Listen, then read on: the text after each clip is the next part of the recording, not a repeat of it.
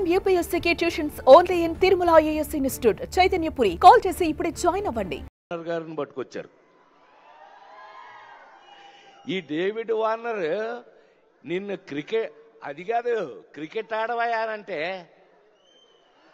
అంటున్నాడు. దొగ్గమ్ముడాడు మామూలుడు కాదండి వీడు. ఏ వార్నర్ బి warning. I love David Warner. I love his cricket.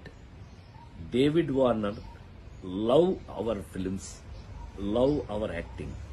So మేము నాకు తెలిసి ఒకళ్ళకి ఒకళ్ళు బాగా క్లోజ్ అయిపోయాం.